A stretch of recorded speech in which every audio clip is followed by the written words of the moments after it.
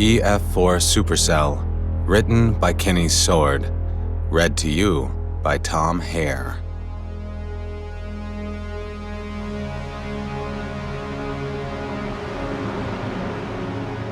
One. Maddie Hayden, Mayfield, Kentucky Library. Terry giggled and playfully slid Maddie's book away from her studious gaze. Maddie slammed her hand on it, pulling it back in front of her. "Stop it," she hissed. "I'm trying to study." "Keep it down," Terry mocked her in a squeaky voice, looking innocent.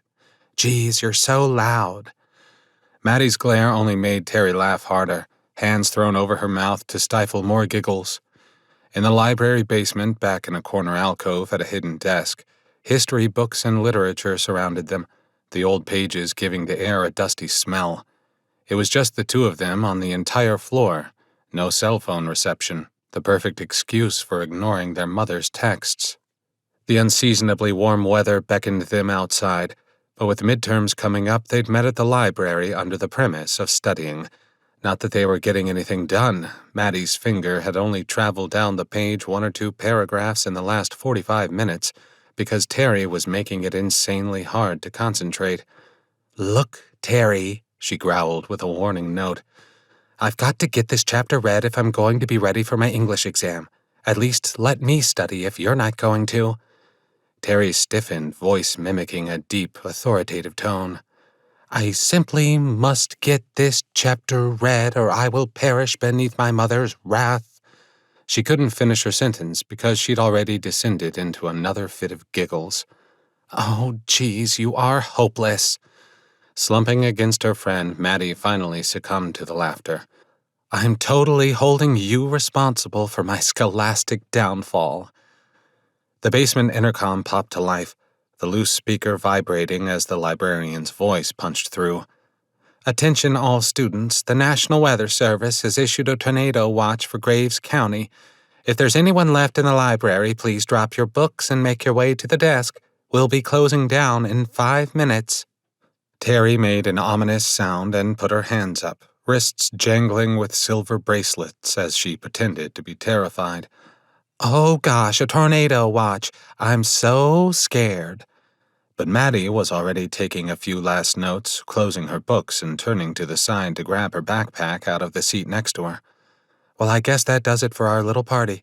You're still giving me a ride home, right?" Terry dropped her hands, head tilting in disappointment. "Oh, come on, Maddie. How many tornado watches and warnings do we get every year? 100? More? They never turn out to be an actual tornado. We're fine." "We have to take it seriously," Maddie frowned. "Besides, my mom will kill me if I don't get home. She's probably freaking out right now." Terry held up her cell phone, pointing to the screen. "That's why we came to the basement. The Wi-Fi doesn't even work here, and there's no cell reception, no signal, no parents to bother us." When Maddie didn't immediately agree, she complained louder. "Oh, come on, that's why we came down here." "I'm all for ditching our parents sometimes," Maddie replied, the giggles slipping away. "We can't do anything without them checking up on us every 5 minutes. But my mom has been pretty cool about things lately, and I don't want to blow it with her." She pulled a serious face, lips drawn back from her teeth in mock anger. "So come on, let's go." As Maddie hoisted her backpack and settled its weight on her shoulders, she straightened up in a picture of readiness. Meanwhile, Terry lingered languidly, her movements exaggeratedly slow as she stuffed her books into her own bag, each item coming with a drawn-out sigh. The moments dragged on, stretching what felt like an eternity. At long last, Terry announced her readiness with a final, prolonged exhale. The journey to the stairs was a whole new saga. Terry dragged her feet, each step a deliberate show of reluctance, her face twisted into a mosaic of sulky expressions, broadcasting her annoyance to the world. Maddie spun around, walking backward to face her, eyes widening in exasperation, silently urging her friend to move. "Come on!" But Terry, with a mischievous glint in her eye, veered off course. She darted between the towering aisles of books, transforming the dim basement into a makeshift playground of hide-and-seek. Maddie's calls of frustration echoed through the space, her words tinged with irritation. "Quit goofing around," she called, spotting Terry's shadow flitting between the bookshelves ahead. "Mrs. Skorsky probably wants to lock up and go." "Mrs. Skorsky is an old grump," Terry replied, running up on Maddie from behind with a boo. "You didn't scare me. Now let's go." As they started up the stairs, the library lights died, leaving them in the soft glow of the exit signs. The building shuddered, freezing Maddie with her hand on the rail as she waited for the vibrations to stop, but the walls rattled long and fitfully. "What in the world is that?" Maddie asked quietly. "Not sure," Terry replied, twisting her lips in her quirky way. "The wind?" They shot the rest of the way up the stairs to the first floor as the town's tornado siren wound up, starting in a low bawl, rising until it was a solid blare of sound that shook the library's glass front. Maddie stifled a spike of panic, having heard them test it once or twice a year since she was a little girl. The ominous note rang loud and insistent in her ears, making her stomach twist. The first floor of the library was empty. No one was walking around or studying at the tables, nor were they whispering between the rows of books and computer desks. The wide-open reading room was dark, every chair pushed in, all the stray books put away. Maddie strode briskly across the carpet, staring through the massive front window with a view of downtown Mayfield. The sky was dark and angry, the color of coal way up high with gray highlights that formed strange, twisted shapes above the city. Lightning cracked, filling the sky with spurts of blue-white color. The ominous tornado siren started its descent, sending chills radiating up Maddie's spine and a strange sensation tickling the base of her skull. The hairs on the back of her neck raised as tiny, nervous bumps rose on her skin. "No one's at the front desk," Terry called, skipping over to the doors and pushing against them, pausing with a frown. "And we're locked in. We've got the place all to ourselves." "You're insufferable," Maddie called. She broke away from the oily black sky to stroll across the open study area to the long front window where rain splashed the glass in gusts of spray, followed by blasts of soil and tiny stones. Arms folded over her chest, she gazed from the corner of West Broadway and 7th Street into downtown. What in the world? Normally, bright daylight would be blasting inside the library, bathing the reading room in light, but the gray was so deep it erased the horizon. In the Mayfield City District, flags fluttered from the tops of poles, and signs rattled, garbage twisting and spinning across the street in a whirl of debris. Terry was singing and dancing between the tables, sounding elated that she'd delayed long enough to get them stuck inside, possibly even overnight. Maddie's voice rose in annoyance, heat gripping her gut as she watched the wind kick up in a scatter of flying debris. "Terry, get over here. You've got to see this." Mayfield stood in rustic repose with clean streets and mom-and-pop shops painted beige and gray. Decorative trees and shrubs lined the storefronts and sidewalks, boasting plenty of street-side parking. Restaurants and bars filled the blocks, with the city building standing tall and immaculate in the middle of it all. A few cars cruised through downtown, headlights and taillights cutting the thick darkness, illuminating townsfolk on the corners, staring southwest where a wall of gray blotted out the sky. Garbage whipped high above the buildings, hitting the upper floors and wrapping around poles. In the streets, loose paper and sticks skittered across the pavement, getting trapped beneath cars. Clouds of dust wafted by in violent spurts, gusts of wind breaking off small branches and sending them spinning to the ground. "What's up? Are you—" Terry's words trailed off as she came up, brushing shoulders with Maddie, jaw dropping as they peered into the wall of gray. "Holy cow," she whispered. Maddie's phone, which hadn't had a signal for the past 2 hours, buzzed like crazy in her pocket. She snatched it out and held it up as a flurry of messages from her mother hit all at once. She started to play the first text when Terry grabbed her arm and hauled her away from the window. Glass exploded inward, a tree branch as long as her torso blasting through, flying over their heads in a shatter of crystal shards and twigs. Maddie plowed into a table, sending a jolt of pain lancing through her hip. a cry barking from her throat as she hit the floor. A torrent of wind howled in, carrying more tumbling branches and a fine spray of soil and glass. Eyes jammed shut, she crawled on her elbows and knees as pieces showered her shoulders and back, splinters and shards tangling in her hair. Pumping her arms and legs, she clambered up and grabbed Terry's hand, together scrambling up and lunging ahead toward the protection of the book rows. Debris and glass chased them through the aisle, crashing against the shelves, sending volumes toppling off. Terry screamed in harmony with the shrieking wind, her voice rising in a terrified crescendo. At the end of the row they huddled together, hair gusting around their heads.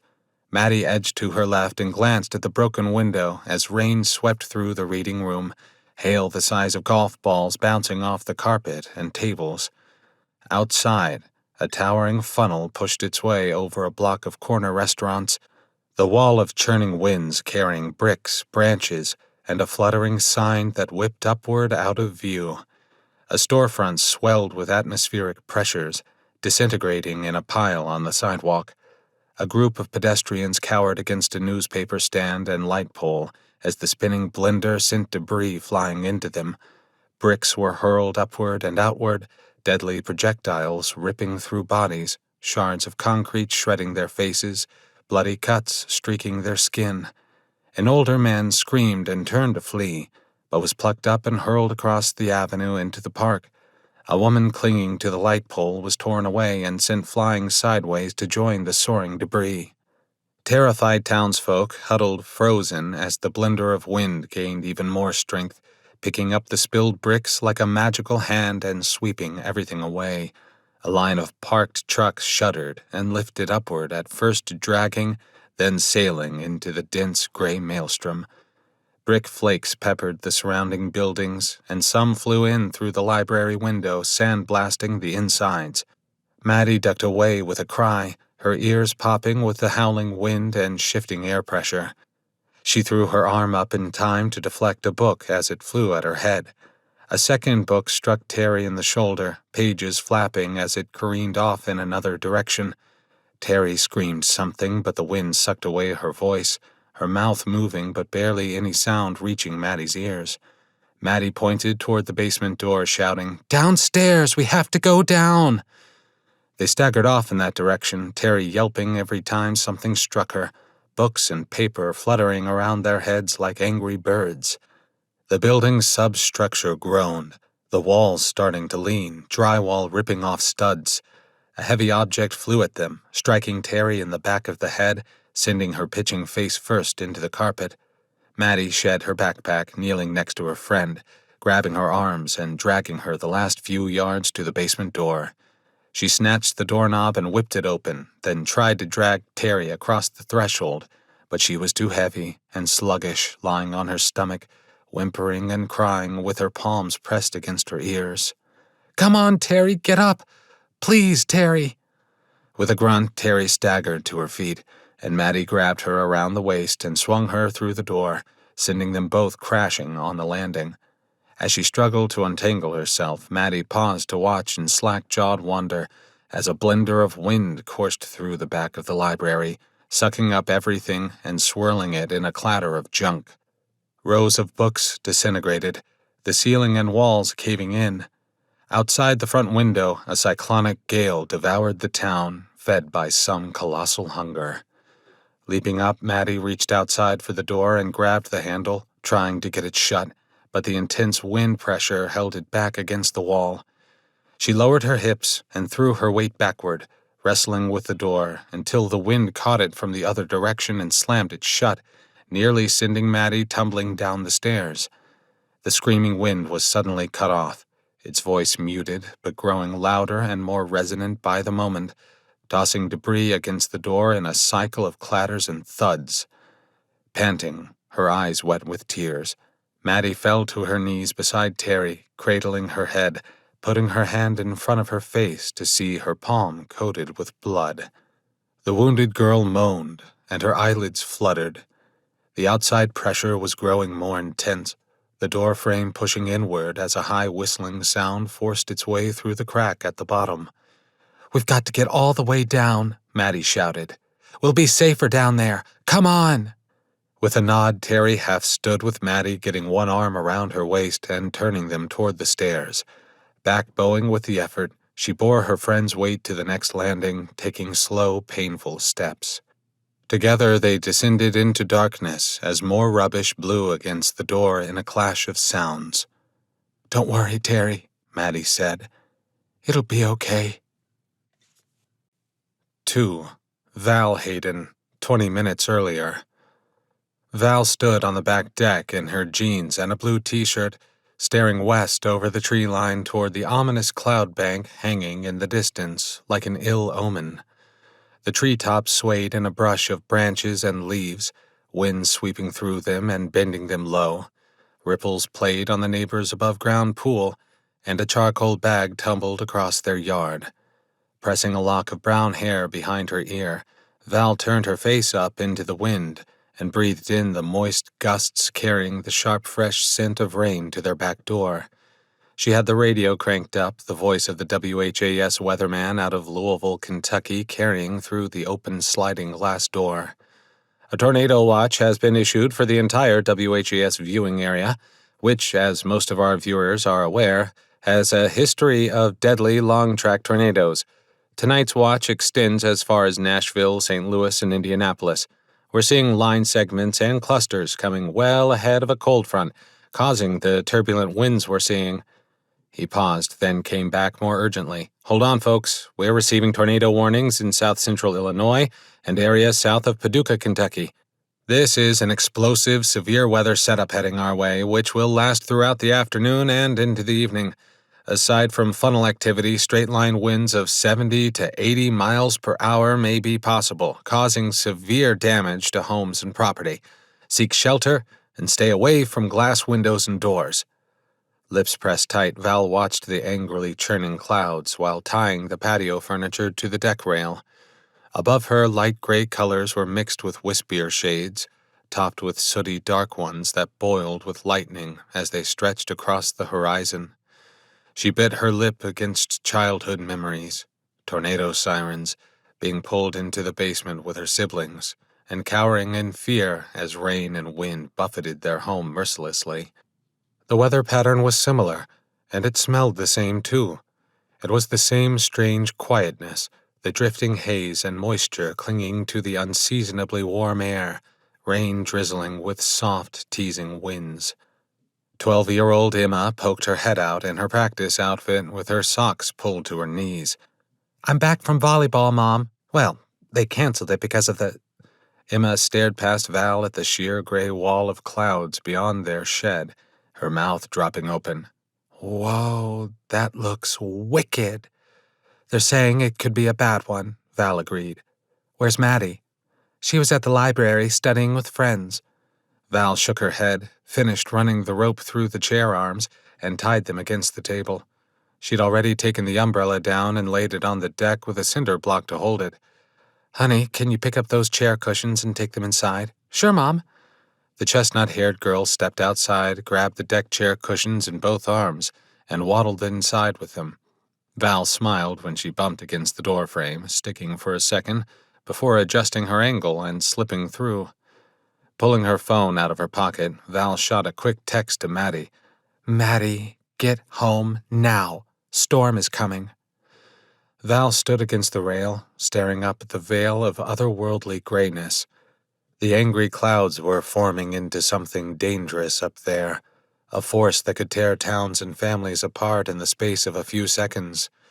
The warmth over the first part of December had been nice, making Christmas shopping easier, but the boiling skies were a mixture of warm winds from the south wrestling with cold low-pressure systems desperate to push in and grip Mayfield in its icy fist. Stepping off the porch, she stood by Sarge. The German shepherd's ears were perked up as he stared west, like he knew something she didn't. A low growl boiled in his chest, and he glanced up at Val with a lick of his chops. "I know, boy, I feel it too. What do you say we get you inside?" She disconnected the dog from his chain and ordered him up onto the deck. Sarge obeyed, standing by the sliding glass door and waiting to be let in. Val opened it halfway and stepped in behind Sarge. Their home was a plain two-story cookie-cutter dwelling in a nice working-class neighborhood. But it was a tiny house, just over 1,000 square feet, with 2 bedrooms upstairs for the girls, a decent-sized kitchen, and barely a basement. It was perfect for their little family, though she and Jed had been talking about having another child soon and upgrading to a bigger place. The kitchen had cheap cherry cabinets with vinyl flooring that creaked beneath her feet.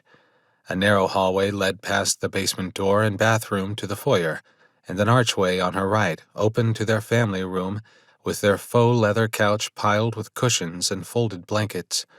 The radio on the kitchen table spurted to life in a slash of static, and Val crossed to stand over it. "Folks, that big twister we've been following has made its way through 3 states in just 3 hours and has now entered western Kentucky. The National Weather Service has upgraded this to a high EF4. Residents of Fulton, Hickman, and Graves County are advised to seek shelter immediately." Val turned anxiously and stared west through the sliding glass door before checking her phone again. Seeing Maddie hadn't texted her back, she fired off another message. "I'm serious, Maddie. Text me or call." Walking hard down the hall to the front door, Val pushed open the storm door and stepped onto the porch, turning her face away as a gust of wind sent a spray of drizzle across her cheeks. The sky appeared no less ominous out front, gales blasting along the street in one long gust that bent the treetops downward, released them, and forced them to bow again. Garbage fluttered across the street, a handful of paper, a milk carton, and a plastic bag that swept into their driveway and got caught on the back tire of her SUV. Pressing the storm door shut behind her so it wouldn't whip open, Val stepped off the porch and strode across the yard to the vehicle, stooping to grab up the bag and wrap it in her fist. "Kids!" someone shouted. "Where are you?" Turning, she spotted Sandy Crone standing in her front yard, hands on her hips, squinting as she checked the street in both directions. Val stepped around her truck, retucking strands of hair behind her ears as she crossed into Sandy's yard. "Hey, Sandy!" Val called out, waving as she crossed over. "Having trouble finding your little ones?" "They were just out here a minute ago." Sandy turned toward Val and gave a half wave. "Can you believe I was happy to see them outside for once instead of playing video games? Now I can't find them." "Know what you mean. I take it you've heard about the storm?" "Yep, it's going to be a doozy. They upgraded it to an EF4. It just crossed over from Tennessee." Val clasped her hands in front of her. "And it's heading our way." Sandy blinked and nodded. "Got an ETA on that?" "Not yet, but I'm about to get back to my radio and find out. It's tracking close. Doesn't sound good. Need some help to find your little ones?" "I think they rode their bikes down to the store." Sandy's calm voice betrayed the glint of fear in her eyes. "They'll be back in a minute." The town's tornado siren exploded to life, the massive speakers perched on their towering poles in the center of Mayfield, winding up in a yearning spiral, the blare reverberating off the dark skies and rooftops, cutting through the treetops to send a cold shiver dancing up Val's spine. Teeth on edge, she strolled toward the street, glancing west between the houses, the sooty black skies turning even darker, spinning in a contemptuous curl of wind that wrapped up the clouds as forked lightning struck hard, brightening the sky in a chromatic color. Rippling winds rose in a long, trembling gust that howled through the branches. A soccer ball rolled down the street, followed by paper and more plastic bags whipped up by the updraft. "On second thought, maybe I'll drive to the store and find them," Sandy shouted, backing up to her front porch, turning and hustling up the stairs. "Okay," Val murmured, getting her phone out to call Maddie as she turned, trotted back to her own porch, and bounded up the steps. Once inside, she slammed the door on the siren's squall, just as her call went straight to Maddie's voicemail. "Hi, this is Maddie. Not really Maddie, but, you know, Maddie's robotic voice messaging servant. Leave a message, please. I'll get right back to you." "Maddie, it's me. An E4 just swept into Kentucky. You need to get home right now. Call me, text me, anything. Don't make me come find you." Slipping her phone back into her pocket, Val stood at the foot of the stairs calling for Emma. Feet trounced toward her, and Emma's bright face appeared at the top of the steps. Sarge's pointed muzzle poked around her legs. She'd changed into her favorite shorts and slippers, hair up in a ponytail, computer tablet stylus tucked behind her ear. "Yeah, Mom. A tornado is coming. We need to be ready. Have you called Maddie?" "I tried." Val's voice flustered, "but she's not answering. I want you to bring your homework downstairs and work at the kitchen table for a few minutes. We can listen to the radio and be ready to go into the basement. I'll grab my laptop and books." Emma disappeared, and Val turned away from the stairs, clicking another name on her phone. 2 rings later, Jed picked up. "Hey, honey," he answered with a slight twang. "What's up?" "Have you guys heard about the storms?" "Your voice is trembling. You okay?" She chuckled and shook her head, striding to the sliding glass door at the back of the house and gazing west once more. "Oh, is it? I hadn't noticed. I guess I'm a little freaked out. You guys been listening to the radio?" "I'm out in Clinton at a job site, hashing out some details with the builders to get them started. But now that you mention it, the skies are a little dark here. Actually, they look pretty nasty. I guess none of us noticed. Is that the tornado siren on your end?" "It's so loud." Val clutched her shirt. "I figured people could hear it 3 counties away. An EF4 is coming straight through Fulton and Hickman. It could hit us, Jed. I'd feel better if you were here." "You know to get into the basement." A strained note touched his voice. "Are Emma and Maddie with you?" "I've got Emma, but Maddie is at the library. I've tried to text and call her, but she's not picking up." Jed's soft curse from the other side sent her anxiety spiking for a moment, but she took a deep breath to calm herself. "Trying to decide if I should leave Emma here while I get Maddie or take her with me. What do you think?" "If you get caught out there with Emma when something blows through, getting Emma in the basement is your best bet," he said, easing her mind. "Make sure she stays there and be careful if you go out." "Okay, honey. Yep, I'll figure it out." A burst of static shot through the line in perfect sync with a shock of lightning that ripped across the sky nearly over her head. A strange pressure pushed and pulled at the windows and walls, rattling glass and sending a creaking groan through the structure. "I'll round up the guys and send everyone home. Then I'll be on my way. Love you." "Love you, too." Her shaking hand stuffed the phone back into her pocket. Then she sat hard on the 3rd step.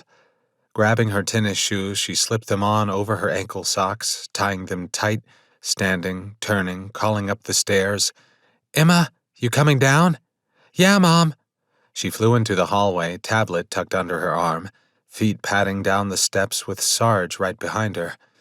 Val moved aside to let her pass, following the 2 into the kitchen, where the radio continued to beat out a stoic warning. The man's voice strained with tension, his words coming faster. "The National Weather Service in Paducah is now reporting a direct hit to Casey with extensive damage. Residents of Hickman and Graves County should expect a severe weather event. Everyone in those counties should take shelter immediately. I repeat, take shelter immediately."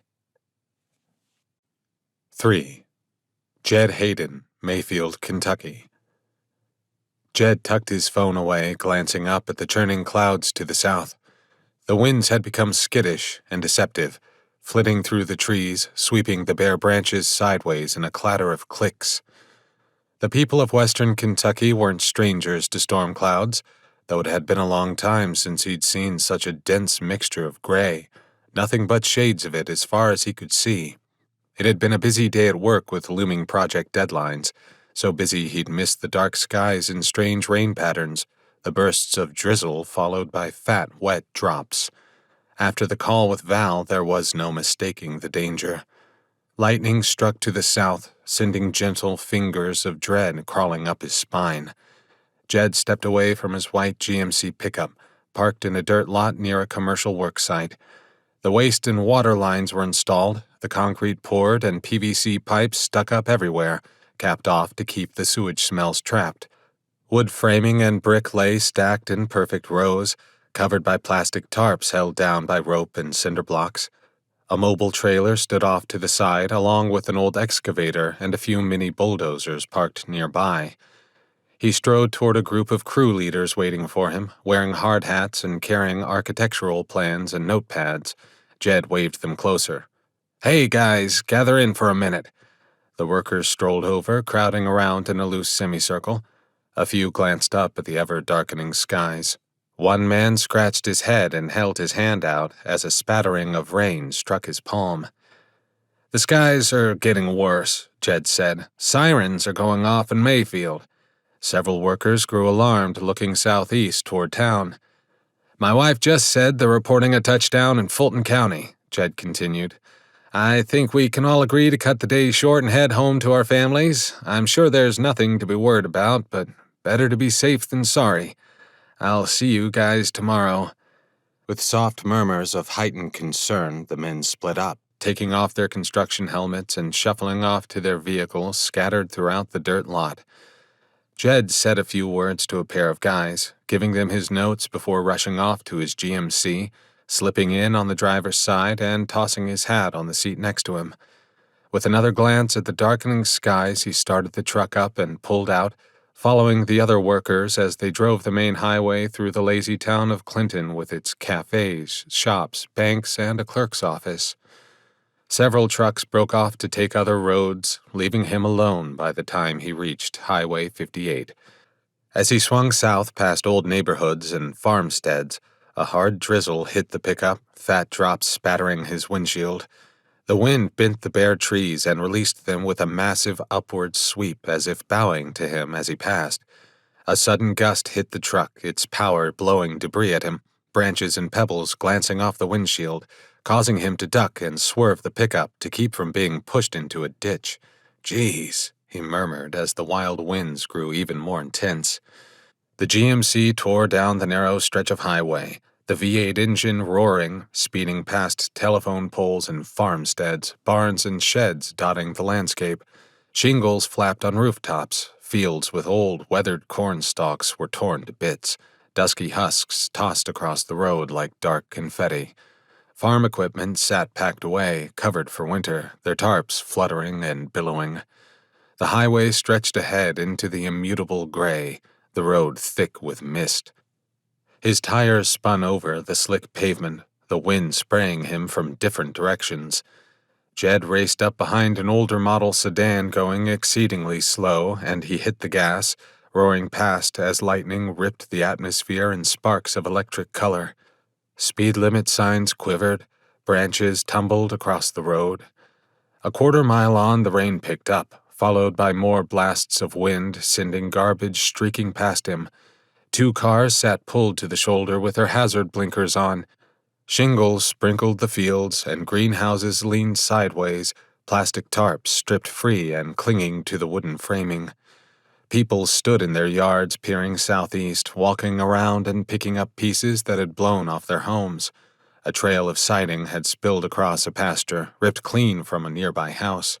A baseball field's backstop slouched forward, one section collapsed into the dirt. Near a rural neighborhood, Jed slowed to weave through fragments of metal and wooden fence rails in the road, bumping over the bigger chunks, wincing with each blow to his tires. The subdivisions gave way to more farmhouses and open land, goats and chickens roaming free. In one backyard, the rear fencing had come loose, and two small goats were impaled in the wreckage, their white coats stained red with blood. At the crossroads of an old county road, traffic was backed up, the line of cars circling to the right around a semi-trailer truck overturned in the intersection, while an SUV sat on its roof off to the left. A pair of police cruisers and an ambulance with pulsing lights were parked nearby, one officer directing traffic, her jacket billowing in the wind as sheets of rain gusted over her and let up. Slowing, Jed guided his pickup behind the other vehicles, glancing at the truck driver standing near his flipped rig, blood streaking one side of his face, eyes wide and blinking at the wrecked SUV. Its hood was crushed, fenders torn off, pieces of metal, polymer, and glass scattered across the intersection. On the shoulder, EMTs worked on a woman lying on a stretcher, while a man and two children stood close by, the kids sobbing into his legs. Jed shook his head, and a tear streaked down his cheek. He turned up the radio, getting nothing but static at first, forced to work with the tuner until a man's firm voice pitched through the truck's speakers. The Paducah WFO office tweeted the following: "A strong rotation with tornado-warned storm has crossed into Fulton County, Kentucky. State Line, Casey, and Crutchfield are in the immediate path. In the next 15 to 30 minutes, Wingo and Mayfield will likely be impacted." Extreme damage reported by residents of Casey, who also observed a large funnel heading northeast. The joint WFO regional operations centers have issued tornado warnings for all of Graves County. Heads up, Mayfield, tornadic storm moving your way. Be ready to shelter immediately. When he reached the other side of the wreck, Jed slammed the pedal to the floor, roaring into the left-hand lane and zooming past the creeping vehicles, ignoring police officers who were waving him the other way. A truck flew in his direction, headlights glaring into his face, rain spinning in the blinding lights, forcing Jed to whip into the left-hand shoulder as it charged by. Jed pulled all the way across to the right-hand lane, cutting off the first car in line and accepting a horn blast as chastisement for his crazy driving. His wheels devoured the road. Fields and forests nothing but blurs as he flew past them, sparing a single glance at a church to the right with its steeple hanging off, held in place by pieces of wooden framing. A church van and a handful of vehicles sat scattered in the lot, flipped on their sides and slammed together. Paper, garbage, and parts of pews were strewn everywhere, clinging to tree branches and limbs pinned there by the wind. A trio of bodies lay in the yard, splayed and unmoving, beaten to death and half covered by fallen bricks. Jed raised his eyes to the distant skies, looking for the funnel the residents of Casey had seen. "You've been through here. Where are you now?" At another small township, the relatively empty road became a sudden patch of destruction.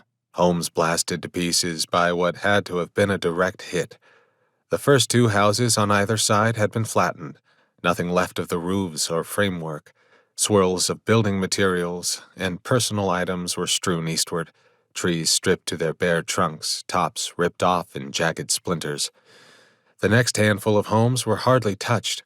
Only a few shingles yanked free, ceiling joists exposed, attic contents bursting through the seams, insulation squeezed out and hanging limp from the eaves.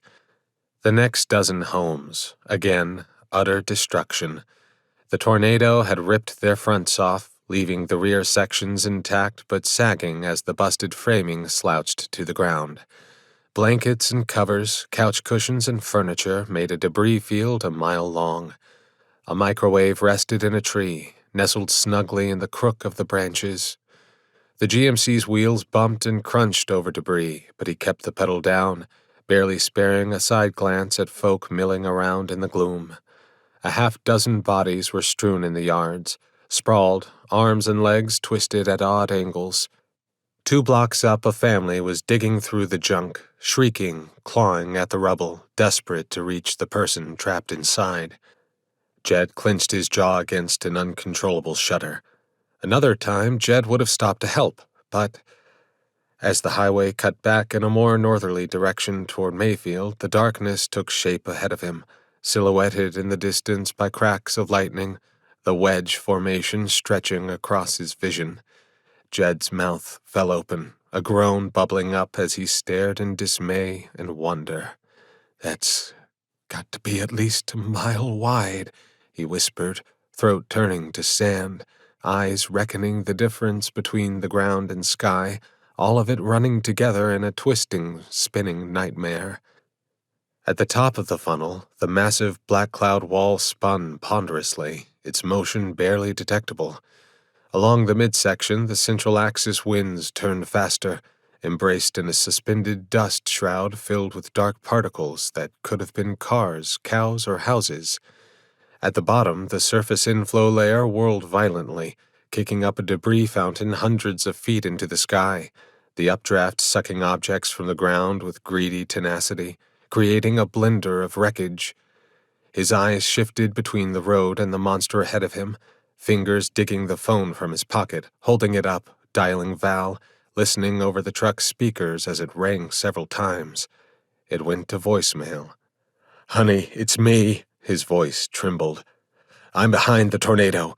Get the girls inside. Stay there. Don't move. It's right over your heads." As if mocking him, the radio announcer's voice cut through a thick head of static.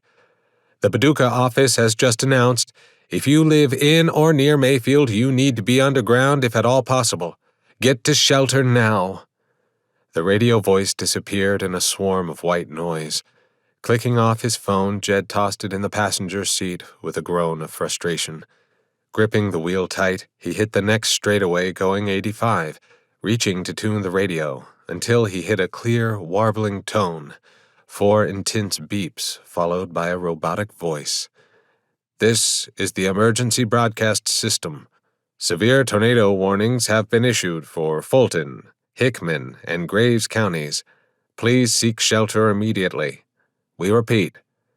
Jed lowered the volume, focusing on the road, trying not to stare at the beast in the distance as it tore across the landscape toward his home. Sleet blasted the truck, tiny ice balls striking the pavement, ripping at the hood and windshield in a pattering of sound as he plowed through it. Water sprayed from his tires as he flew by more vehicles parked on the shoulders with their hazard lights on. Eyes always on the massive wedge shape in the distance, Jed gained on it, even as it bore down on Mayfield. Squinting at the tornado's debris skirt, Jed watched junk spin and tumble inside it, pieces of people's lives tossed for miles.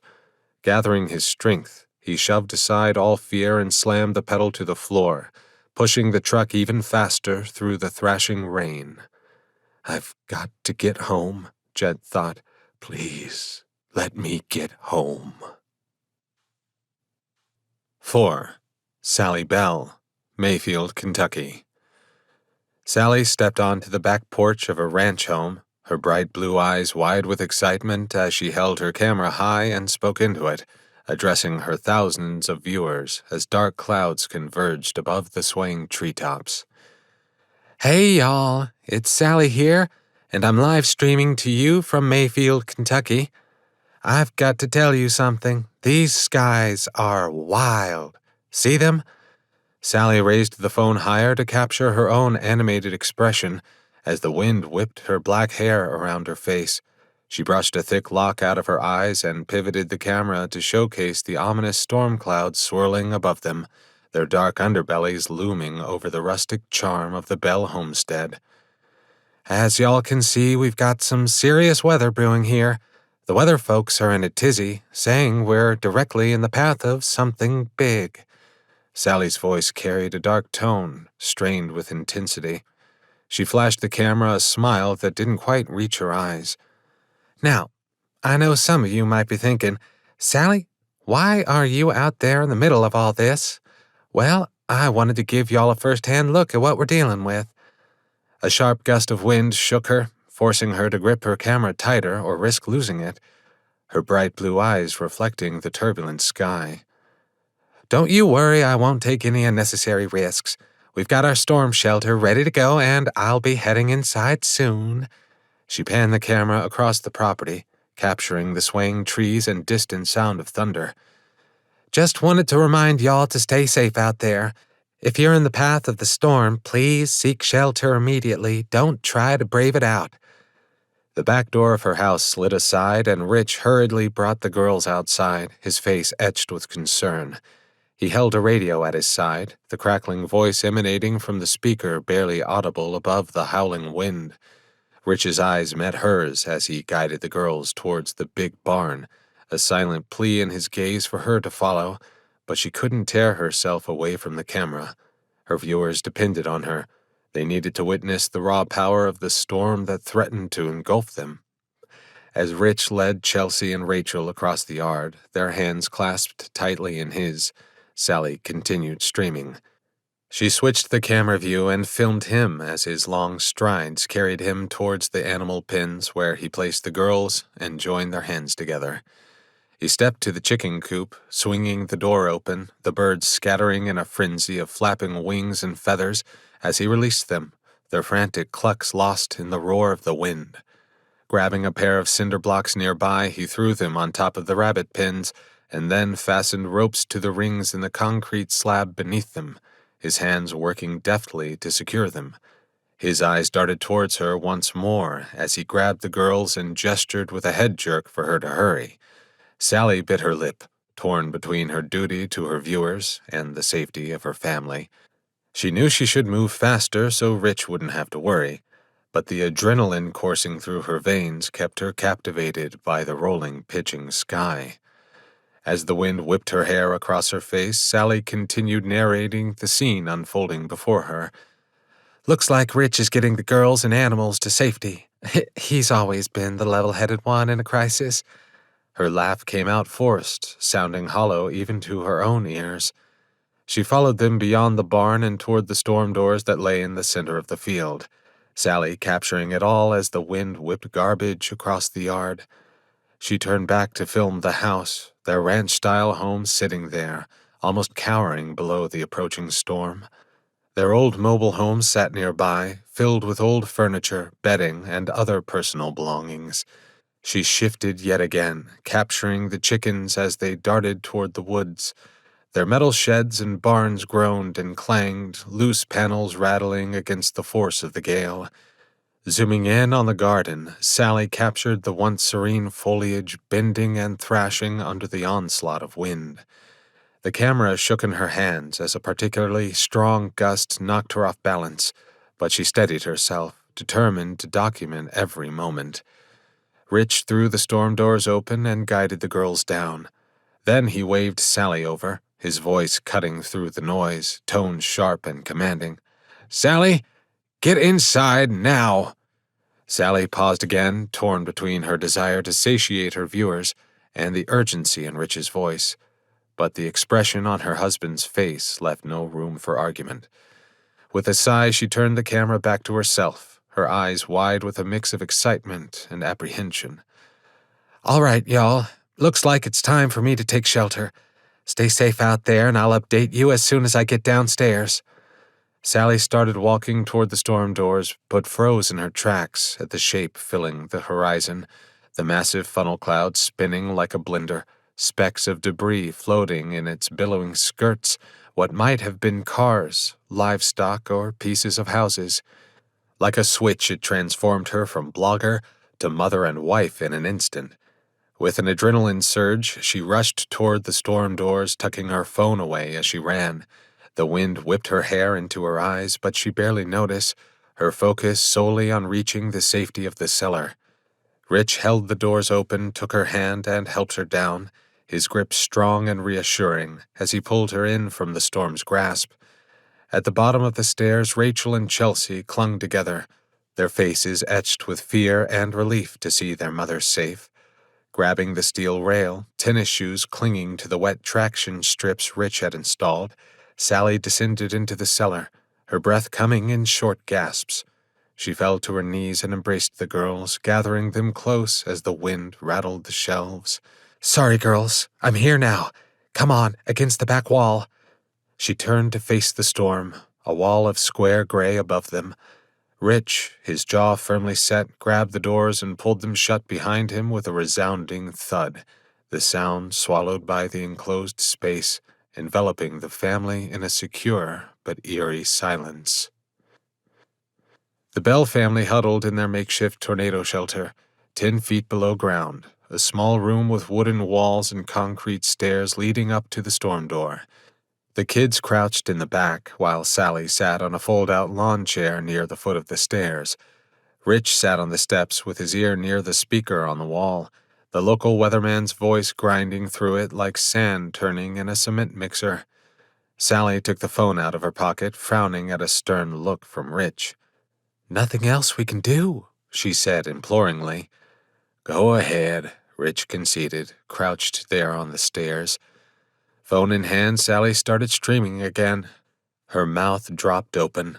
The connection was good, and the number of viewers had increased to 53,000, though the screen froze every few seconds, and she couldn't know how long the frail signal would last. "Hey, y'all," she whispered. "We're down here in our shelter waiting for this storm to pass. Hopefully all the chickens and goats will be okay. I just don't know. She turned the camera to show her husband sitting by the radio. "Can y'all hear that?" "This is a strong tornado," the broadcaster was saying. "I'm looking at the weather maps, and I can see the correlation coefficient drops south and west of Union City. This looks like it's floating farther north than we originally thought. It's getting caught up in its own inflow there. I would watch out if you're anywhere around the Tennessee-Kentucky border as far north as Mayfield. Get in your shelters right now." "That's us," Sally said to the camera before glancing up as a pattering of pellets hit the storm door, followed by something harder. "Is that—" "Hail." Rich stood and backed down the stairs, squinting upward. "Big, too." The storm doors shook on their hinges, the latch jerking and rattling. Rachel cried out and grabbed Chelsea, and Sally turned and folded her chair, setting it aside as she kneeled by the girls. As she was settling in, a gale blasted over them, the sound rising like a turbine engine winding up.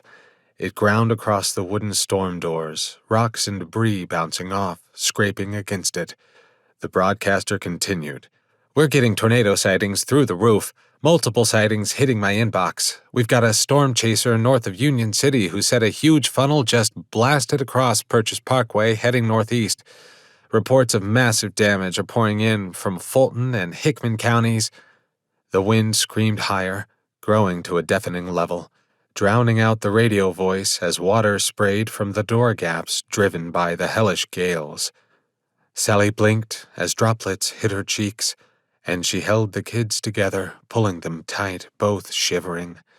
With one arm wrapped around them, she turned the camera toward her, voice quivering. "Not sure if we're still reaching you folks, but if you can hear this wind, it's insane. Feels like the doors are going to come right off." A heavy gust blasted over them, and something snapped in the doorframe as intense pressure gradients grew violently unbalanced, pushing and pulling at it, the wood croaking and groaning as it stretched and threatened to buckle. Flipping the camera down, she blinked at her husband. "Rich." Her voice was a whisper, small against the storm's wrath. "Rich, come over here, honey. Let's pray." He somehow heard her above the screaming locomotive sound, stepping backwards as the doors rattled and shook, threatening to tear off their hinges, stirring up dust and wet earth in her nose. 5. Val Hayden, Mayfield, Kentucky. Val stood on the front porch, arms folded, the wind rising to tousle her hair.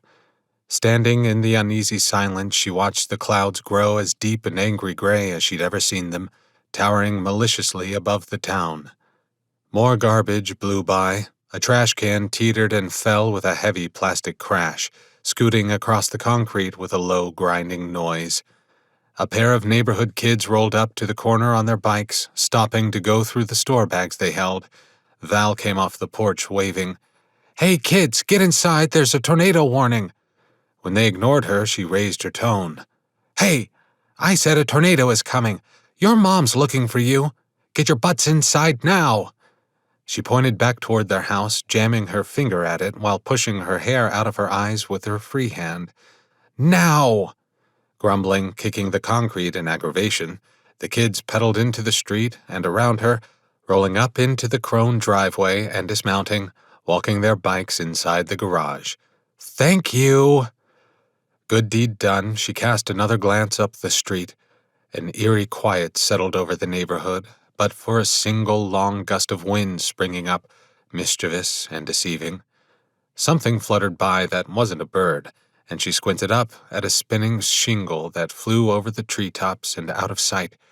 And while it was a small thing, the way it soared all alone with an eerie whistle sent trickles of fear rippling across her skin. Val turned and went inside where the window screens were breathing with the shifting air pressures, the house alive with ghosts.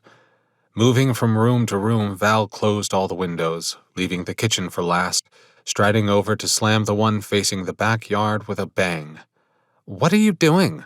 Emma slapped her hand on some papers before a final gust could blow them around. "Thought you're supposed to open windows during a tornado." "That used to be the thing to do," Val replied as her guts churned nervously. They used to say give the wind a chance to blow through your house, but they found out that could make it worse, because the pressure could weaken the walls and frame. Now we keep the windows shut. Didn't they tell you that in school?" Emma shrugged. "We had a couple of drills, but I don't remember everything." "Well, that's not good." Val moved to the back door, slid it open, and stepped onto the deck one more time. The difference between the clouds in front and behind her home was like night and day. Out past the barn, it was a swath of sheer darkness, various shades of black plastered atop one another in frightening tones, the breeze picking up enough to lift the corners of the shingles, one or two ripping free and spinning into the sky. Without warning, the gusts increased, disturbing the swing set seats in swirling motions, paper and branches sweeping across the yard, rolling like tumbleweeds. The winds didn't die down but sustained their power, swelled with a long whistling sound like an infernal engine heating up and gathering steam. A flock of shingles were ripped from the roof next door to zip through the air in a cluster. The tarp on the neighbor's above-ground pool blew off partly, fluttering, whipping against the water to send spray high into the air, grabbed by the wind, carried 100 yards or more right past her with trickles of moisture sprinkling her cheek. Val raised her eyes to a distant swirl of motion, a wall of striated dust that spun upward. Specks of debris were captured in it, riding up the sides, climbing higher before disappearing into the rising churn. The wind speed increased, a freight train drawing nearer, throwing pebbles of rain and dirt that clattered against siding and stung her cheek. A gust blew her back, and she grabbed the rail, hanging on as her mind tried to absorb what was coming at her. Gaze drifting slowly south, she found the edge of the wedge-shaped cone and searched right until she reached the other side, way past her neighborhood, the wall of noise growing impossibly loud, screaming in her ears. "Well, that has to be..." Jaw hanging open, she tried to judge its size. "It's got to be at least as wide as Mayfield. From one side to the other, a mile or more. It's a monster." The last word was breathless horror as she scanned up its length, taking in every inch of the massive funnel as it pushed upward into the hellishly black sky. "Mom!" Emma called from inside. "The radio guy said we should get into our basements right now. He said, I know." She turned and rushed into the kitchen, slamming the sliding glass door shut behind her. Any thoughts of getting in her car and going after Maddie were dashed, but she pulled her phone from her pocket, clicking the call button and gesturing for Emma to move. "Get downstairs now! Wait! Grab the radio and Sarge!" She got Maddie's voicemail again, forced to wait until her playful greeting ended. "Maddie!" Her voice trembled as it rose in pitch. "I don't know what you're doing, but you better get somewhere safe. There's a tornado coming right at us, and you won't answer." The line disconnected with a click. Emma snatched the radio off the table and grabbed Sarge by his harness. Energized by the storm and Val's restlessness, he was sprinting in circles, briefly dragging Emma before she regained control. "Come on, boy," she whispered. "That's right, let's head downstairs. What do you think?" The enthusiastic inflection in her voice motivated Sarge, and he allowed himself to be guided to the basement door, his claws clicking on the floor. Juggling Sarge in one hand and the radio in the other, Emma struggled with the doorknob, twisting the rattling knob and pulling the door open, gently urging Sarge to head down. She turned and shut the door behind her, switching on the light and illuminating the foot of the staircase. The aged steps creaked as she descended, and Sarge greeted her at the bottom, spinning in circles, his tail wagging vigorously. Emma placed the radio on a table, kneeling in front of the restless dog, stroking his ears and contemplating a thought with a furrowed brow. The Watsons weren't at home, and she doubted they would show up before the storm intensified. Her gaze shifted up the stairs towards the door, torn between obeying her mother's instructions and knowing she would regret it if she failed to do what needed to be done. "Stay here for a minute, boy. I'll be right back." She tousled the fur on his cheeks and raced up the stairs, taking them two at a time, reaching the top and pivoting into the hall. She turned towards the kitchen, moving cautiously as Val stood in the living room with the phone pressed to her ear, stamping her foot and muttering under her breath. It was probably Maddie, goofing off somewhere and in big trouble, judging by the sounds of it. By the time Emma reached the door, Val turned with a frown, pointing her arm back in the direction Emma came from. "I told you to go downstairs. I just have to do one thing, Mom," Emma said, slipping past her and grabbing the rattling glass door, sliding it open. "Hey, young lady!" Val exclaimed, sweeping in fast. Twisting around and holding up a finger, Emma said, "Just a sec, be right back." "Emma, there's a storm out there." Emma backed onto the porch and was immediately hit by the strong wind that shoved her into her mother's reach. She pivoted and sprinted as fast as she could, leaping off the porch and landing in the yard. She raced towards the Watsons' backyard, with no fence separating their properties, only scattered garbage being swept across the grass, some of it spinning through the air and dancing in the shifting winds. Taking a left around a small pear tree, Emma spotted Knox in the neighboring yard, chained to an oak, huddled inside his doghouse, his sleek snout poking out. With a quick glance at the turbulent sky, Emma raced on, ducking a cardboard box and more solid flying objects as she made her way to the frightened dog. Knox poked his head out of his doghouse at her arrival, yelped at a crack of lightning, and recoiled. Emma dropped to her knees in front of him, reaching in to gently stroke the old dog. "Don't worry, Knox, boy," Emma found his collar. "We'll get you inside with Sarge. Doesn't that sound nice?" Knox shifted and rose, wagging his tail, licking Emma's hand. "That's right, boy, come on." Emma stood up and stepped back, coaxing the terrified dog out, but his feet remained firmly planted on the ground, unwilling to budge. She knelt beside him. "Come on, Knox. Don't you want to go inside with Sarge?" The dog took a few more steps, but kept his gaze fixed on the turbulent sky and the looming dark clouds. Emma gripped the collar tightly, leaning to her right to pull the muscular beast along with her. He took a couple more steps, fully exiting the doghouse, just as a burst of rain whipped into them. For a split second, Emma was overwhelmed by a wave of panic, the danger posed by the tumultuous skies hitting her hard, the threat becoming so real it sent primordial shivers of panic through her. Shingles whizzed by, flipping and fluttering like wounded birds, soaring briefly before plummeting through the neighbor's window, shattering the glass into shards. Knox tried to recoil inside his house, but Emma shook her head and exerted all her strength, using both hands and hauling the big dog forward. "No, you can't go back in. Come on, Knox.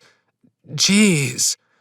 Emma turned, planted her feet firmly, and with her left arm extended behind her, gripped the collar and got him to move one foot, then two. Knox broke and trotted ahead a few feet, gradually placing more trust in Emma until they were finally shuffling across the yard at a brisk pace, the wind relentlessly battering them from every possible direction. They battled against the fierce wind, the fury of the storm striking them without mercy. Debris whipped around them, forcing Emma to shield her face with her arm while maintaining a firm grip on Knox's collar. She remained patient, holding on whenever he halted at the faintest crack of lightning or rumbling thunder, lifting him up from his frightened crouch as his short tail drooped between his legs. Rain bombarded them relentlessly as they approached the house. Through gusts of wind and water, Emma spotted Val standing at the top of the porch steps, her piercing gaze and tightly pressed lips conveying a mixture of relief and concern. "Come on, hurry!" As they drew nearer, Val's expression shifted from concerned relief, revealing it in the wrinkles around her eyes. Beneath the surface there was warmth and even respect.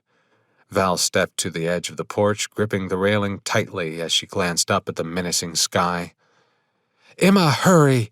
Val called, straining to be heard over the howling winds. "Quickly now! Come on, hustle!" Emma tightened her grip and pulled Knox the remaining few yards, dragging him up the stairs, his claws clicking on the wood. Val helped them up and shoved them toward the door, shouting, "Go downstairs, I'll be down in a second." With water dripping from her chin and hair, Emma dragged Knox through the sliding glass door, across the wet kitchen floor where he slipped and slid, and to the basement door, which she opened with a grunt. Sarge was right there, the dogs' noses coming together in surprise, Sarge's ear shooting straight up at the sudden sight of his friend. "Go on down," Emma said, using her grip on Knox's collar and her knee against his backside to push him down the stairs. Both animals turned and clambered to the bottom, turning to look up at Emma. "Stay," she said, pausing. "I'll be right back." Emma closed the door, turned down the hallway, and raced upstairs, reaching the top floor with the storm's mournful cries echoing through the house. She burst into a room where Mr. Nibbles, her brown and white hamster, remained oblivious to the chaos, contentedly running on his spinning wheel as rain and wind slant against the window. Emma opened the cage with practiced ease, carefully scooping out the tiny creature and gently placing him into her hoodie's pocket pouch. He crawled to the other side and stuck his head out. Emma hurried out of her room and flew down the stairs, grabbing the banister post and swinging around into the hallway where Val stood, waiting with a disapproving glare. "What are you doing, Emma?" Val's tone was scolding. "I was getting Mr. Nibbles." "Well," she huffed. "Come on." Emma squeezed past Val, her feet pounding on the wooden steps all the way to the bottom. She turned and looked up from the foot of the stairwell as Val took one more glance down the hall and outside. Then she pulled the door shut behind her, descending the stairs cautiously, the walls around them suddenly flimsy and fragile. A deep shuddering reverberated through the house's frame and foundation, intensifying with the wind's howl, sending the dogs to whimpering and cowering. Emma knelt and put an arm around each, holding them protectively as the enormous thing loomed above them, more powerful than she could ever imagine. A heavy object hit the floor upstairs with a thud. Something struck the side of the house, rattling every piece of glassware in the place, shaking the door on its latch. More wind burst through, followed by the sound of furniture sliding across the tile in the kitchen. Dust and debris fluttered beneath the basement door. Something tumbled along the hallway, toppled and smacked the floor, causing Val to jump down 2 steps with a yelp. Emma's eyes watered, her head throbbing with an instinctive fear that turned her insides to jelly. She buried her fingers in Sarge's fur, clenching her jaw to be resilient but unable to suppress a sob. "It's okay, guys," Val said, coming the rest of the way down, crouching and pulling the dogs in closer in a protective circle of fur. "We'll get through this." But the way Val stared up the stairs with eyes full of fear made Emma tremble even more. The basement was small, half the size of the house, permeated with the scent of mold and mildew. Shelves lined the walls, stacked with lawnmower oil, tools, and canned goods, all trembling with the strange pressures encircling the house. An old sewing machine sitting on a table vibrated off the edge and crashed to the floor, eliciting a frightened yelp from Knox. The ceiling sprinkled dirt on their heads, trickles raining down as the house shuddered harder, threatening to come apart at the seams. 6. Jed Hayden, Mayfield, Kentucky. Jed pulled the white GMC off the highway and entered his subdivision, coasting a while before easing the truck to a rolling stop. His jaw fell open as he slowly scanned the destruction. The neighborhood homes were gone, blended in a mess of wreckage strewn across the yards and street, pieces of roofs and timber framing crumpled and tossed like garbage. Paper and furniture were clumped in heaps everywhere, ropes and cables hanging from the gnarled branches of stripped-down trees. Folk were milling around, hugging each other, picking through the rubble with dazed expressions as they searched for special possessions or loved ones. Dread formed a knot in Jed's gut, and he stomped the gas pedal, swinging the wheel to the left to avoid a washing machine sitting in the middle of the street, gently tooting his horn to get folks standing on the curbs to move. He wove the truck between massive clumps of rubbish, soon noticing that not every home was affected. The tornado had skimmed the neighborhood, shattering one block while leaving another completely untouched. Jed pushed ahead, making a right-hand turn, gaping at a half-dozen vehicles tossed into piles of crushed metal. A big Chevy pickup truck sat atop a sedan. An economy car had been hurled into somebody's front stoop, the engine coming to rest in their living room. Jed jerked the wheel to the right to avoid a scattering of nail-ridden boards and kept on going, shaking his head at his own rising panic and imagining what his own home looked like. "Please, let it have missed us," he said through clenched teeth, knowing he was a hypocrite for wishing the disaster on someone else to spare his own family. But he didn't care. This was Val, Emma, and Maddie, the loves of his life, his everything. Despite that, sometimes he took them for granted. Val was a loving, loyal wife, and his daughters were athletic and smart. They deserved more than to die at the bottom of a pile of rubble. Clutching the wheel, he whipped the GMC through the neighborhood, tears streaming down his face. "Please, God, let them be okay. Let our house be left alone." The truck screeched around the corner, tires barely gripping the pavement as he came to a shrieking halt in front of what remained of the house. Heart lurching, he popped the door and staggered out, knees turned to liquid, swaying as he circled the truck. Speechless, he stared at the destruction. The roof was gone, the walls had collapsed outward like they'd been crushed underfoot, drywall spilled everywhere, vaguely familiar furniture and decorations tossed across the yard. With a burst of panic-fueled energy, he rushed to the stoop, snatching up a 2x4 and dragging it free, tossing it aside. "Val! Maddie! Emma!" he shouted, face twisted in anguish as he grabbed anything he could and slung it aside. Crying their names again, sobbing, he grasped an armchair and hauled it from the pile with a clatter of rubble, diving back in to grab a swath of siding and hurl that in the other direction. Within a few minutes, he'd clawed his way 10 feet into the dense debris, hands bleeding, panting hard, arms and legs already exhausted. Dismay overwhelmed him, and he staggered and fell backward, tripping over a patch of slick insulation, plopping on his backside with a grunt. Sitting in the cold wetness, he swayed, eyes feverish with disbelief. After a moment to catch his breath, he growled, "No!" and rolled over, got his legs beneath him and stood, charging into the wreckage again. "Val! Emma! Maddie!" The world turned to a blur as Jed burrowed his way toward the center of the house, throwing piles of carpeting and clumps of lumber aside as light pieces of insulation and foam drifted softly from the sky. If the girls were in the house, they were in the middle somewhere. The reality was, they were likely dead. If they're dead, he thought, I don't want to live. His heart did a quick counterpoint, and he threw himself harder into the work. "No," he grunted, "they can't be." He was hauling off a section of drywall with pink insulation still attached, gasping and coughing on drifting dust fumes, when a single word froze him to the spot. "Daddy?" Swaying on his feet, he held the wet 2x4, rain dripping from his chin, hair plastered to his face as his eyes drifted across the rubble for the owner of the ghostly voice. "Daddy! Hey, Mom! It's Daddy!" Dropping the wood, he turned, jaw falling open, relief buckling his knees as he spotted Val, Emma, Sarge, and the neighbor's bulldog Knox standing on the sidewalk. Val held Emma against her, and Emma had hold of Sarge's harness.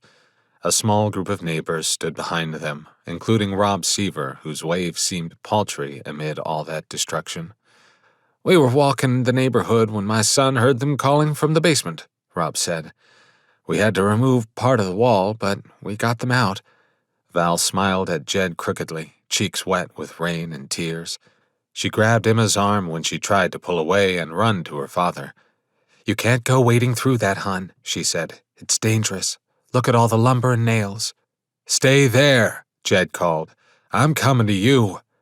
He stepped carefully over the clumps of jagged debris, leaping off the foundation and dashing through the yard, falling to one knee in front of his family. Jed threw his arms around Val's waist, pulling Emma and Sarge in. Cheek pressed against Val's belly, he felt her gentle touch on his shoulders, tapping on him, rubbing her fingers through his hair once before pushing him away, staring down with tears of joy and anguish welling in her eyes. Jed climbed to his feet, giving the neighbors a firm nod.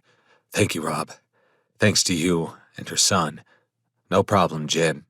You'd do the same for us." Jed looked around in guarded anticipation that bordered on fear. "Maddie. Where's Maddie?" "We don't know yet," Val replied helplessly. "She was at the library. I tried to get a hold of her, tried to warn her." Jed grabbed Val and Emma's hands, pulling them to the truck. "We'll find her," he assured them. "We'll find Maddie." The drive into town was a horror trip. The highway littered with trash, branches, logs, a flipped truck, a cow's carcass ripped to shreds on the left shoulder. Jed wouldn't have believed it unless he'd seen it for himself.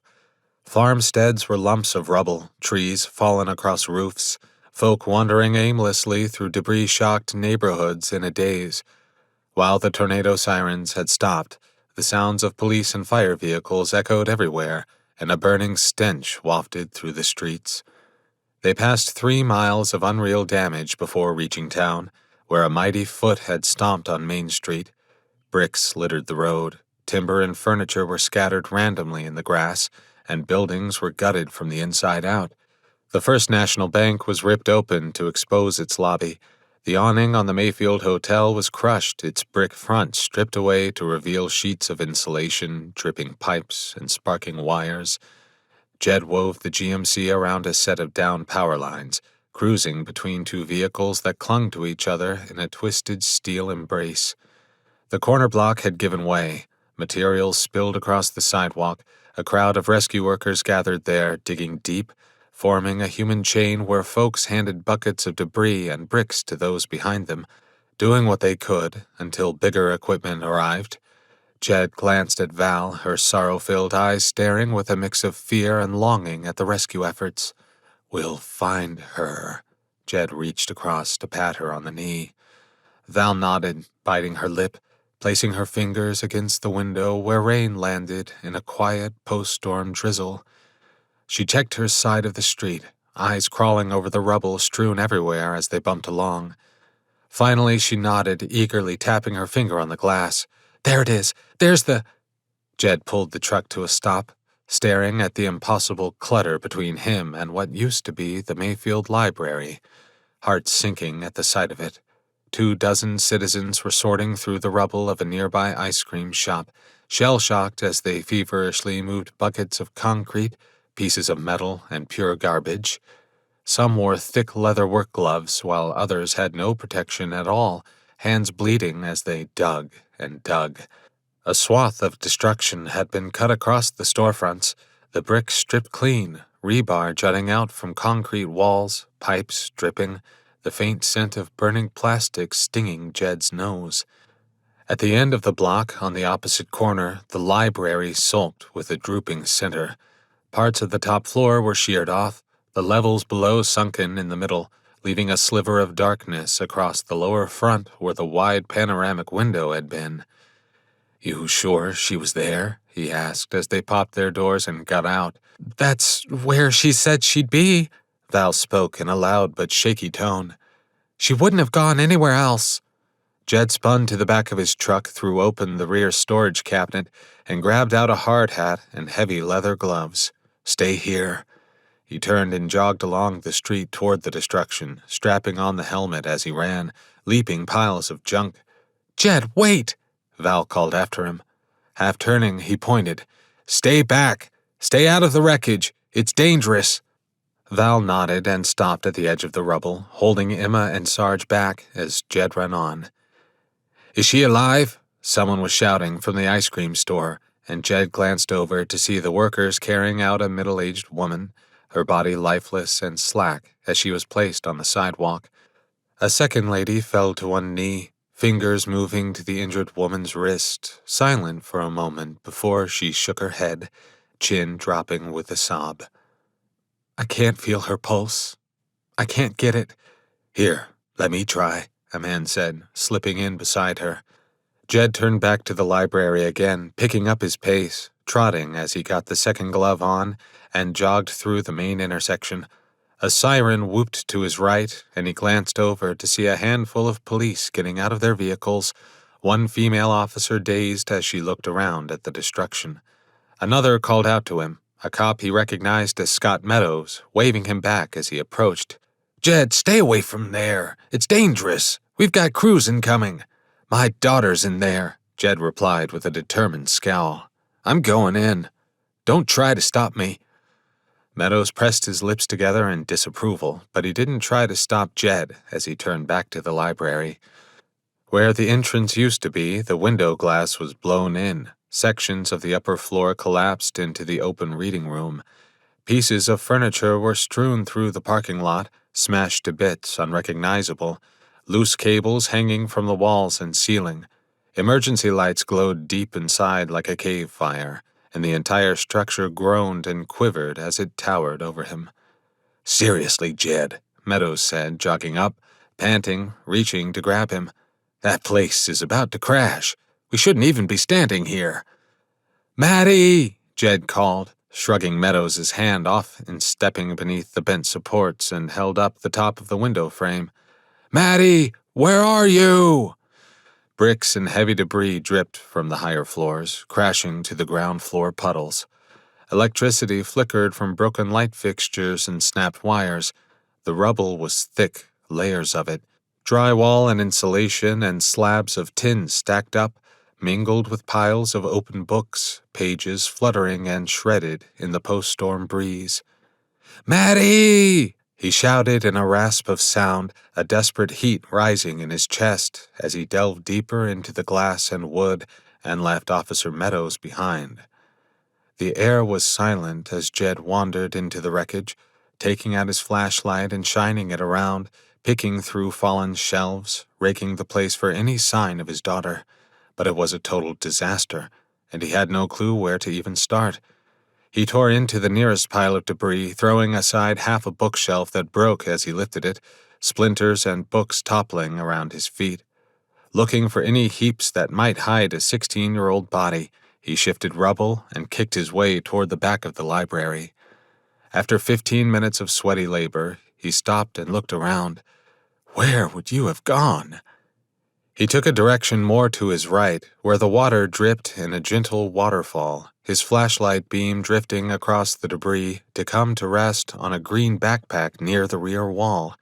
Threading his way over to it, he tried to remember what Maddie's looked like but couldn't, not exactly. He grabbed the straps and flipped it over. The leather emblem on the flap was colored in with an ink pen, and hope thrashed through him when he recalled Maddie sitting at the kitchen table scribbling on it during dinner one night. Pulling open the top, he dumped the books out but didn't recognize anything. Shoulders slumped, desperate with weariness, he lifted his head and cupped his hands around his mouth. "Maddie! Maddie, where are you? Answer me, girl!"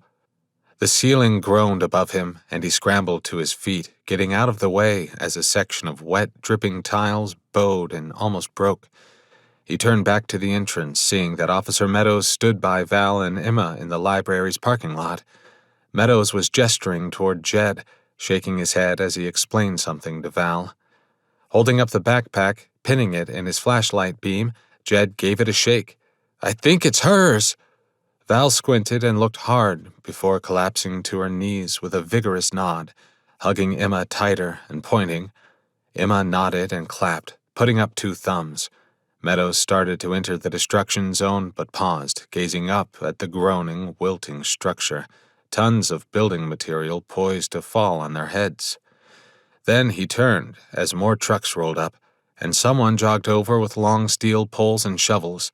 Meadows grabbed 2 poles and crept toward the opening, shoulders stooped, shaking his head before finally ducking inside, making his way through the unstable rubble toward Jed. Jed tossed the backpack aside and raised his voice. "Maddie!" "Use this as a lever to move some of the material," Meadows said, handing him one of the steel poles. "But there's not a lot of time, Jed. This thing's about to come down on our heads." "You don't have to stay," Jed said, accepting the pole and taking a few experimental jabs at the rubble. "I'd understand." Meadows gripped his pole with 2 hands and shoved the end beneath a heap of rubble. "Shut up and start digging. Let's find your girl." The 2 men began working through the debris, picking the biggest piles, ducking and peering under the gaps, searching for any signs of a body, but begging to find someone alive. They leveraged the poles beneath the junk and lifted, shifting material 10 times their weight. Jed was sweating, arms and legs trembling as they sorted through a collapse of brick and drywall, that formed a hole in the back wall. To the left of that was another wall that cut inward towards the center of the reading room, with a set of restrooms and a supply closet built into it, and a spill of wreckage piled against the doors. "Maddie!" Jed cried, jamming the end of his pole into the ground, leaning on it, panting and sweating. He threw a glance toward the entrance where Val and Emma stood, watching with raw, red-rimmed eyes. More sirens filled the air with desperate warbles, the skies streaked with gray-black clouds from east to west, their colors softening but still dark enough to give the impression of approaching night. The shadows of work crews and firefighters jogged through the streets, the first signs of real help, folks shouting as they reached for survivors. "Maddie!" Jed called again, his voice hoarse from breathing whatever was floating in the air, fiberglass insulation, drywall powder, and brick fragments. He pounded the steel pole on the floor with a hammering sound. "There's a basement here, right? They could have made it to the lower level." Meadows was nodding toward the wall with the restroom sign and supply closet. "There should be a door to it around here somewhere. We could get a small excavator out back to come at it from a different direction." The officer leaned on his pole, one foot on a pile of books, as he gestured at the hole where they could see outside into the dark sky. "Maybe they could start clearing some of this out." Meadows stopped speaking, suddenly cringing as the building gave a mighty groan, its weight shifting, more pieces falling from above to clatter on the floor. Jed's first instinct was to dive through the gap in the wall and get outside, but he held himself steady, feet planted, fighting the alarms ringing in his head. When the building settled and his panic passed, he relaxed and patted Meadows' shoulder, pushing him toward the exit. "You've done enough, Scott. Go on and get out of here. You've got a family to think about." "Shut up, Jed," Meadows replied, chin low as he stabbed at the rubble. "Our daughters play soccer together. Let's just keep looking. If we can—" A faint banging echoed from deeper within the structure. Two metal objects whacking with frantic strikes in the near darkness. Jed glanced at Meadows, jaw tense as he wandered toward the sounds. "You hear that, man?" "Yeah, I do. It's close. Somewhere beneath us." Jed moved to the wall where the basement door would be. "Maddie!" he shouted, pounding the floor with a steel pole, stalking around the mountain of rubble, kicking loose materials out of the way.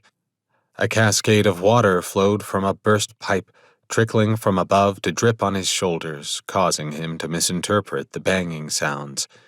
Jamming his pole into the mix of debris, Jed worked it back and forth, shifting a large heavy section aside, grabbing slick scraps of junk, tossing them away, listening but not hearing anything.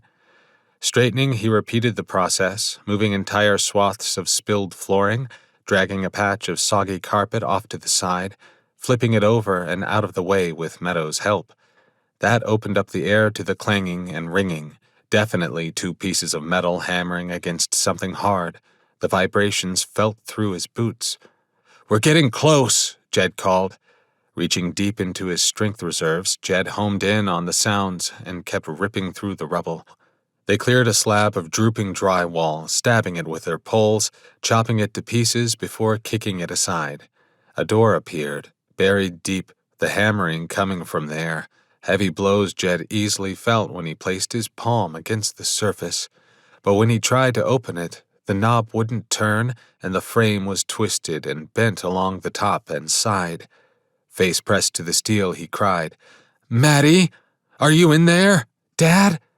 The sound of her voice, panicked and pained as it was, could have been a shout from heaven, and he fell against the door with a sob, palms slapping it repeatedly, calling out, "We're coming to get you! Step back!"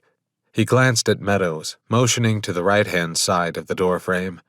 "We can bust through here. It's weaker." Stepping aside, Jed jabbed the end of his steel pole into the drywall and wood, the officer's rod punching through next to his like a pair of chopsticks. "Careful, there's electric here," Jed said, pointing at a wall socket with the end of his pole. Shifting positions, Jed kept stabbing, poking away at the crushed material, drawing up short when he struck concrete. "Figures, it's reinforced," he grumbled, jamming the end at it harder, feeling the grinding of metal on stone through his thick leather gloves. "Good thing," Meadows shot back. "It's probably what saved him. Be careful, Jed. We want to punch a hole through, not bring down the entire wall." The pair refocused their efforts, ignoring the continued groaning and shifting of colossal weight above them. Jed stabbed desperately, sensing his daughter close. Pieces of concrete and mortar fell away as he finally busted through, his body lurching forward to his knees when he met no resistance from the other side. Meadows caught him and hauled him back to his feet. "Maddie!" Jed leaned closer to the hole they'd made. Part of Maddie's face appeared on the other side, cheeks dusted with gray, hair hanging lank. "Dad! Stand back!" Jed gave her a second before he began punching around the concrete edges with his pole, carefully knocking smaller pieces in.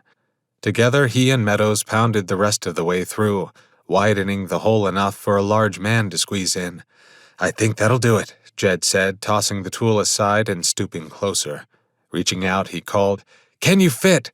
A hand shot from the opening, soft leather bracelets on her wrist, Maddie's favorite ones. He grasped her hand, starting to pull her through, before she jerked free and withdrew into the dark recesses. "No, Terry has to go first. She's injured." "Okay." Another thin arm poked out, streaked with blood. Jed grabbed Terry's hand, helping her balance as she stepped through. The girl was a mess of bloody hair and clothes, coughing and swaying as she exited the gap like a newborn, falling forward into his arms. Meadows took her, held her up, and guided her away. Jed spun back to the gap as Maddie came out, taking his hand, clinging to his arm. And then she was through, throwing her arms around his neck, leaping against him, squeezing him, weeping. Jed spun her toward the library entrance with a wide grin, seeing Val there, hands clasped at her chest, nodding and sobbing. "Are you the only ones down there, Maddie?" he asked. "Yeah," she replied with a nod, squinting in his flashlight beam. "Everyone else left when the sirens started. We were too slow." Her chin trembled as she held him at arm's length. "We were so stupid. We should have gotten out of there faster." She broke down into a sob and clutched him harder. "It's okay," he said, hugging her and turning her toward the parking lot beneath the groaning, shifting superstructure above them. "Let's get you out of here." Emma watched teary-eyed as her father guided Maddie back through the rubble, stepping carefully around jagged fragments of nails and slivers of wood and brick. She petted Mr. Nibbles in her hoodie pocket pouch as more library pieces fell in a rain that bounced off Jed's shoulders and hard hat, yet he hovered over Maddie to protect her. When they got clear of the worst of the rubble, Maddie ran to her mother. The women fell to their knees with Emma caught between them, crying and sobbing together as Val kissed Maddie's face repeatedly, incessantly, wiping the dust off her cheeks. "Why didn't you answer my calls?" Val admonished her with kisses and a hard squeeze of her shoulders. "I know, Mom. I couldn't. I'm sorry." "I love you. I love you too." Smothered by their dual embrace, Emma peered out from between them into the chaos of flashing lights and gathering people. A pair of rescue workers sprinted up, taking Terry from Officer Meadows, guiding her to a waiting ambulance parked in the street. Emma shifted her gaze to her father, hobbling out of the rubble on wobbly legs, hands bleeding, clothes torn as he grinned stupidly at them, his eyes full of relief and exhaustion. Officer Meadows' hand fell on Jed's shoulder, squeezing briefly before he moved off to help others, leaving Jed standing there bruised and bleeding, tall and proud with his arms held out at his sides. Val stood, her face a mask of barely restrained joy as Jed joined them in an embrace of desperate, relieved tears. And as they hugged, the library gave a long, mournful groan, the second and third floors collapsing downward, sinking even more in the middle. Jed rushed them away, ushering them through the parking lot and across the street. Emma glanced back as the entire structure began imploding, falling downward in a slow crash that ended in a billowing ball of dust. The rumble shook the ground, burying the open reading room where they'd all just been standing in a pile of deadly rubble. But they were safe and together again, safe and alive. 7. Sally Bell, Mayfield, Kentucky. Rich stood at the top of the stairs, shifted the loose latch, and flipped it down with a clack. He forced the storm doors up, slinging water everywhere, leaving it to drip on the shelter floor, making puddles on the steps. As the doors opened and slammed back against the ground with a heavy smack, daylight pushed in, gray and dank. Turning, Rich gestured for the family to come up, and Sally guided the children up first. "Careful, kids," she said. "Steps are wet." The children scrambled up fast, reaching the top, flocking to their father. As Sally came up, a warm breeze wrapped around her head, ruffling her black hair on her shoulders. Rays of sunlight hit their property with splatters of gold, its warmth steaming off the massive pools of water stretching across their property where fences, shed, and feeding troughs used to be. Mist drifted slowly over the grass, blown by gentle breezes that rippled the puddles. The chicken coop was gone, swept away as if it had never been there. No sign of the wooden hutch or fencing, just a few loose feathers lying in the mud. The barn still stood, the old walls stripped of paint, the top right portion of the roof collapsed in, its sharp edges softened where the wind had beaten it repeatedly. Sheep bleated from inside, animal sounds bringing a note of joy to her ears. "Oh, honey," she said, stepping over to Rich, locking her arm with his, leaning her head against his shoulder. "The sheep and goats, alive." He kissed her forehead and broke away from the kids, marching toward the barn, turning back, saying, "Careful, could be nails and stuff in the mud." Nodding, Sally guided the kids along. "Careful, guys, don't slip." "Wow, Mom," Chelsea said in awe. "Everything's gone." Eyes watering, Sally tried to smile. "Not everything. Watch out. There's some sharp debris over there." The girls altered course back in her direction as the whole family meandered over to the barn. Rich had just about reached it, and he was squinting into the spreading sunlight, heading to a spot where he could see the house. Sally's breath caught in her throat, eyes glassy as she hurried to reach Rich where he stood with his hands on his hips. "Is the house okay? Honey? Babe?" Squelching through the muck, Sally and the girls came around, a sob bursting from her throat when she found their home still intact with just a few shingles blown off. The kids' old swing set was knocked over, and pieces of lawn furniture made a messy debris field across the yard. Their old trailer, the mobile home they'd first moved into on the land, was gone, wiped away in a massive swath of insulation, siding, and framework she barely recognized. Mattresses, blankets, and clothing lay in the driveway, and their pickup was still parked there with debris caught on the wheels, a branch sitting in the truck bed. "Oh, Rich," Sally said with breathless relief as the tears streamed down her cheeks. "It's still there," she sobbed. "We've still got our home, and the truck, too." Rich nodded pointedly. "Let's get the kids inside where it's safe." They got the girls inside, putting their oldest, Chelsea, in charge. Then she and Rich walked the grounds. Wind-blown tool sheds remained standing, and the rabbit hutch was tilted over with all the bunnies still inside and hopping around. The woods at the edge of the property were stripped of branches and leaves, which lay strewn on the grass for a quarter-mile. "Aren't you going to broadcast?" Rich asked as they strolled that way.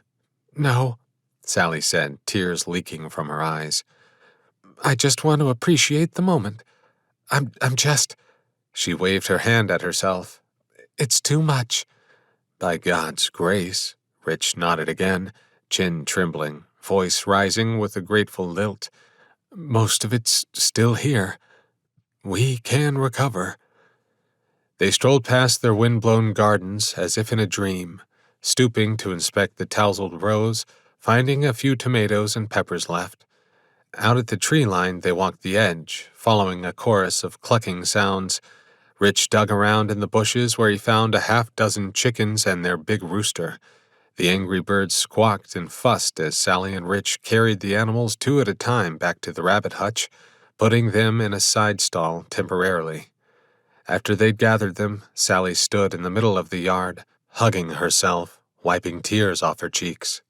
"We'll rebuild," Rich wrapped his arm around her. "Don't worry." "No, I'm happy. We're alive. We have a home." "Amen." When they'd finished cleaning up a bit around the yard, Rich stepped out front, looking up the road. Sally followed him, and for the first time she noticed the swath of destruction that scarred the rising fields and spots of forest where the trees had been stripped of their greenery. The pavement was covered with debris, pieces of farm equipment, and what she suspected was a section of their chicken coop.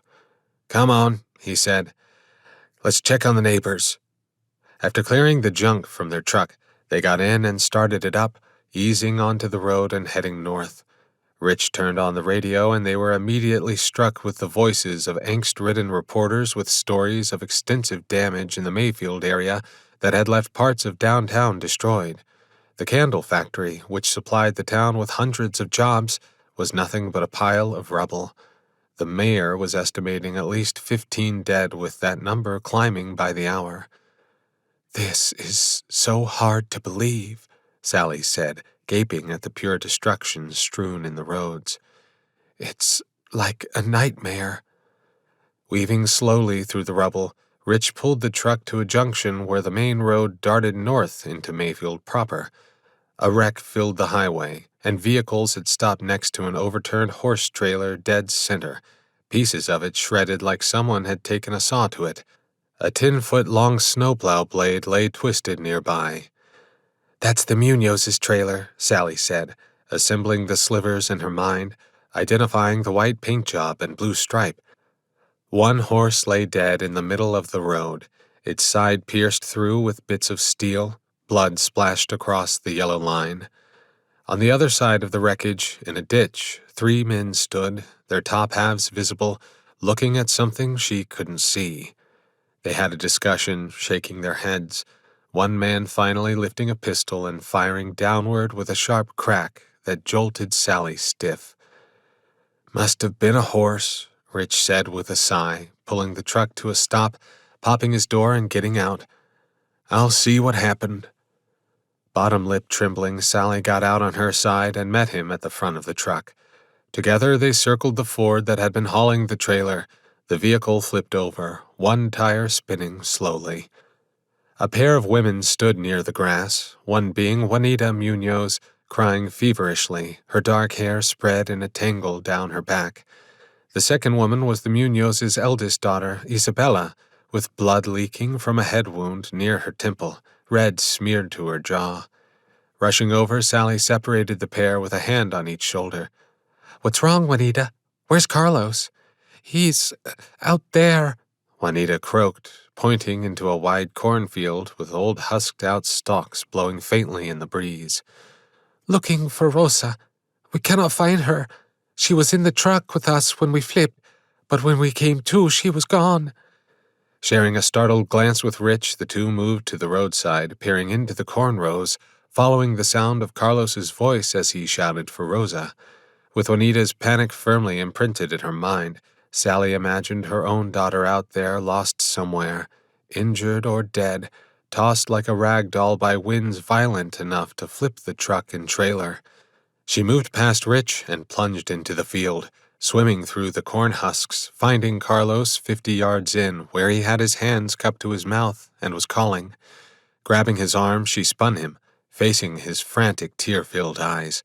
His cheeks and arms were marked with cuts and scrapes, but he didn't seem bothered by them.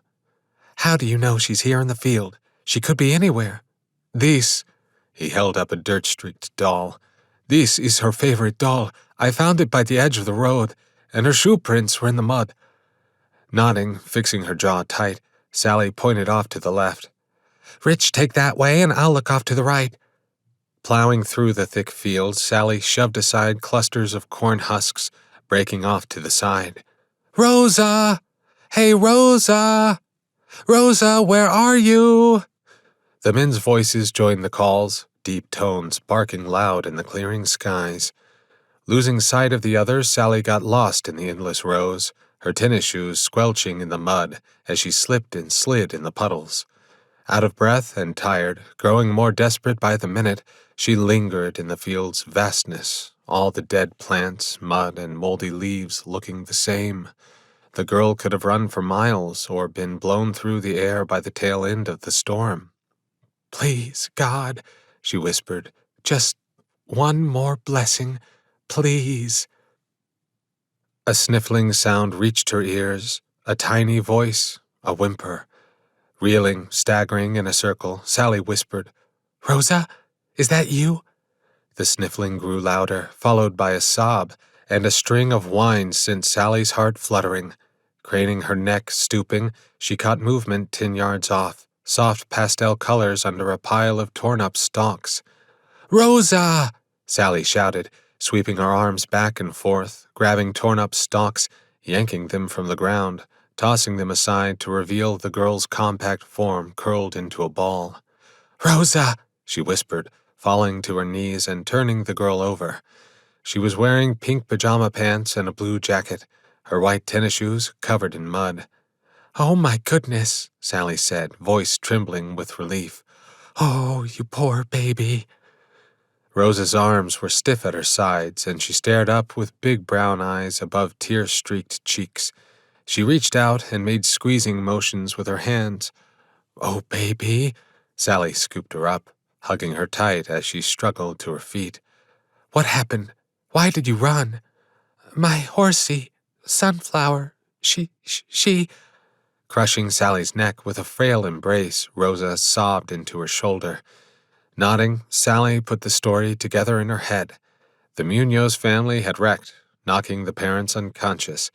Rosa had climbed from the wreckage, saw her horse dead in the middle of the road, and run off, probably terrified out of her mind. Standing with Rosa in her arms, Sally shouted, "Guys, I found her!" Struggling through the rows, she homed in on Rich and Carlos's excited voices, finally reaching them, handing Rosa off to her father with a massive smile. Rich came up, patting Carlos on the back, before guiding them out to the road where Juanita was waiting. Juanita accepted her daughter with loving arms and fell to her knees, embracing her in the middle of the old Kentucky highway. Sally retreated into Rich's arms, nodding, wiping the tears off her face. "Come on," Rich said with a quick squeeze of her shoulders. "Let's go see if anyone else needs help." "Okay. Yep," Sally replied, heading back to the truck, swaying, staring up at the road at a line of scattered farmhouses. A trailer park was just a mile from them, and if the tornado had hit there, it would have turned it into a mess. While already emotionally and physically drained, she hugged Rich, got back in the truck, and prepared herself for the worst. 8. Emma Hayden, Mayfield Graves Fire Department, Mayfield, Kentucky. Years later. It was a quiet night at Mayfield Fire Station 42 on an unseasonably warm November day. No cold rains fell, nothing but pleasant winds driven by a high-pressure system moving up from the south, bringing a last gasp of tropical air to their small Kentucky town. They hadn't received a call in days, and a mild tension hung in the air from restless hours of simply watching and waiting. The 2 bay doors were thrown open, volunteer firefighters talking as they checked and rechecked their equipment. In the recreation room, 3 firefighters sat at a card table playing poker, while others sat off to the side, faces glued to their phones. They were half-dressed in turnout gear with just their bottoms and boots on. Coats and helmets hung on a rack along the far wall near the exit, and a young woman sat across from one of the older men with a mug of coffee in front of her. "That quad-state tornado was a monster for sure," Jack said with a conciliatory huff. "I was fighting a different twister up in Missouri at the time, but my uncle's farm got hammered down here and we worked for months to get that place cleaned up. What about you?" "That tornado, it made me want to become a firefighter." The young woman's fingers lingered on her warm cup as she stared at the table. "Ever since I saw my father pull my sister out of that library." Jack sipped his coffee and gave her a respectful nod. "So you became a firefighter because of your father. That's incredible." She nodded, a faint smile on her face. I'll never forget watching him tear through that rubble. I swear he was a superhero that day. Jed Hayden. That was my dad's name. What's he doing these days? Oh, he's not with us anymore. Emma pursed her lips, eyes watering. I'm sorry to hear that. Jack's expression turned grave. What happened? The doctor said it was emphysema, but I don't think they ever figured it out. An MRI found mass scarring on his lungs a few years after the tornado. Maddie is convinced it was the stuff he breathed in rescuing her, but she doesn't have any breathing issues. Still, she blames herself. That's tough, Jack nodded. Anyway, Dad never blamed his illness on that. He said, we all have to go sometime, and he wouldn't have changed a thing. How's Maddie? She doing okay? Oh, yeah. Emma nodded enthusiastically. She's got a big family, 4 kids, and they're thinking of having another. Anyway, they moved to Texas. I don't see her as much as I'd like, but we'll all be going there for Thanksgiving next week, and she'll be coming here for Christmas. That's great. You would have been a little girl back then, right? I mean, when the tornado blew through. A wistful smile tugged at Emma's lips. Every fall when the weather blew warm, the memories played in her head like a movie, evoking both sadness and inspiration. Yeah, but some of it's a blur. I just remember my father mostly. Afterward, the town pulled together and the candle factory was rebuilt. They rejuvenated downtown and put memorials everywhere. We found the new home, and folks were in and out for a while. Lots of restructuring and remodeling were happening. Seems we were up to our ears in it for years. Your old man, Jack nodded at Emma sitting there in her half-gear. He'd be proud of you, I'd bet. It's the only way I could repay him for being such a good man, she shrugged. Emma glanced around the room, taking in the relaxed scene. Being here, I mean, becoming a firefighter. I knew what you meant, Jack replied, smiling. I wish my son was more like you. I swear the kid hates me. You've got a bright future ahead of you. An alarm rang through the fire station, jolting Emma and Jack from their conversation.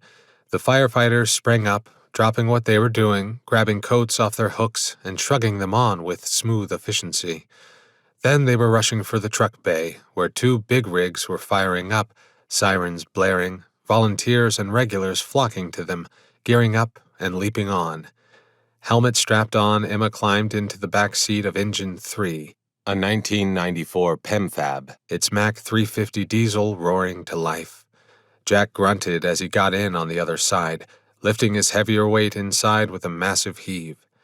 What's the call? Emma asked, pulling on her fire-retardant top and shifting her equipment pack. Dyersburg just got hammered by a tornado, the engineer replied. Massive damage to downtown and surrounding areas. They're requesting our help. All right, Emma said through firmly pressed lips. Let's do it. She wasn't surprised. Having been monitoring the weather over the past 2 days with tornado touchdowns being reported all across southwest Kentucky, a big one was bound to hit somewhere. The engineer put the mic to his lips. Dispatch, this is Mayfield Graves, Engine 3, proceeding to Dyersburg. The route is plugged in, tracking initiated. The firefighter pressed a button on his GPS that allowed other local emergency teams to monitor their incoming status. Be there in just over an hour, depending on road clearance. Roger that, came the reply across the static-ridden radio. The big PEMFAB truck rolled slowly into the street, slipping away from the open bay door before jumping forward and sweeping along the highway, heading south. Emma sat in the rear compartment, completing her equipment check, eyes ahead as the old memories flashed once more through her mind. Her heart surged with resolve, back straightening with strength as she repeated the firefighter's credo softly to herself. I am proud to be a firefighter.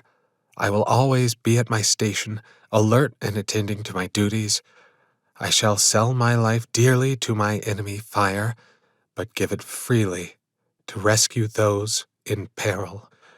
And for you, Dad. Always for you.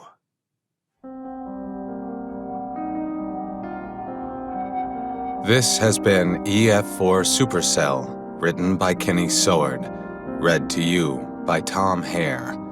Audio production by Repage for Patho Press Productions.